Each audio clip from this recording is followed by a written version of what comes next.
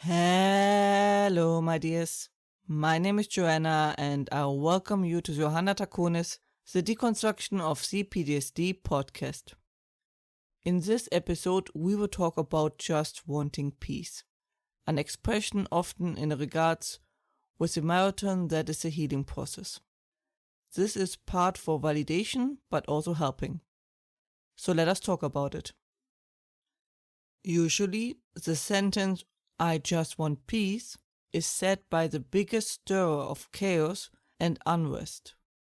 Usually when they are confronted about their part in the chaos, but in this case it was from a mail I received, and it wasn't the first time I heard it. While the basics of how to deal with PTSD isn't that complicated, one of the most brutal aspects is its duration. This is a long fight, a long walk, a marathon, or whatever you want to call it. It takes long, and once started, you can't really quit it. And so the statement of "I just want peace" is just a sentiment of the exhaustion of this long and difficult journey to finally be over, and one can walk again without the burden, which you got so used to. The most shocking aspects of being cured were how vivid the colors, intense the smells, comforting my chest was, and how light I felt. Even when I returned, thanks to survivor's guilt, I still remember that feeling of lightness and how the heaviness was no longer normal. We first get into why it is exhausting, what we can do, and then some closing words. The reason why it is exhausting is pretty obvious, but let's see if we can add some more. Not only does PTSD often get accompanied by depression, which drains the joy out of your life, but PTSD also drains your energy reserves, harms social interactions, and your intake. This means positive social interactions, positive feedback for accomplishments, from food, drink, to positive impression, like a pretty flower field.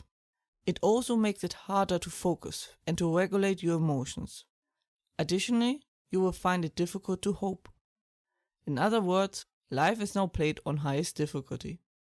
Often this is also accompanied by a constant pain, often dull and hard to pinpoint, but yet makes you suffer.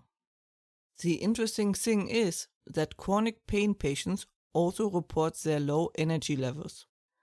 They also say even the smallest task can be a huge challenge to accomplish. The constant having to endure the pain costs energy and therefore just drains you. Like cold water constantly drains the warmth of your body. As so often, let us also dive into what we can do. And the most common advice I usually give is to take it slow, so it is over faster. I know, I still struggle with accepting it as well, and love to rush into a hole like everyone else. But what do I actually mean by that? Well, it is the same method I recommend when you feel everything is lost and there's no hope. Make your world as small as it needs to be. Don't focus on being cured, an event you want to make, the things you plan to do at full strength, or the like. If it hasn't a deadline that is due soon, just put it aside. Make a list if you're worried about forgetting, but otherwise put it aside. As much as you can. Until you literally only focus on the daily activities that have to be. Brush your teeth, eat, and sleep. Everything beyond that is bonus. If you feel like it, try to achieve at least one additional goal. That can be writing a letter, or doing the dishes, or whatever. If you can do more, even better. Don't think about tomorrow. Just focus on today, on the next step.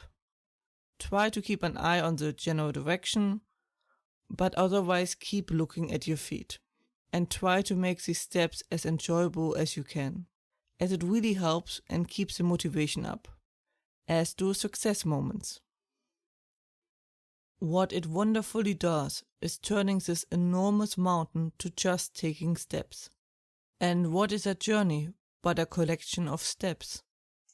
Like, how does travel time pass faster? Counting down the time remaining, or just focusing on doing stuff? It really changed your perspective and helps so much. The worst part is that this nightmare keeps telling you towards the end that this is a dead end, that you can go no further and it was all futile. All this trouble just to stand in front of a locked door. And then it is just all suddenly gone, like a bad dream, sometimes within minutes. It is not fair to go up against someone who can influence how you feel, what you think about, what you can do, and how you receive messages from outside. It's not fair and just frustrating. I know. But the most important information you need is that it will be over. And as long as you head in that direction, you will get there, sooner or later.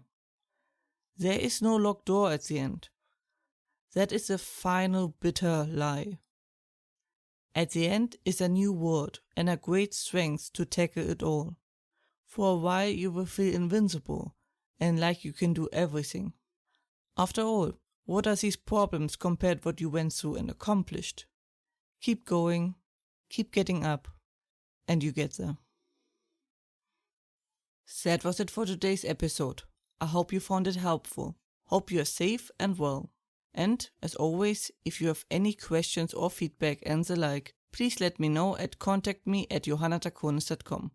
More information and transcript you can find as usually under johannatakonis.com, and links are in the description.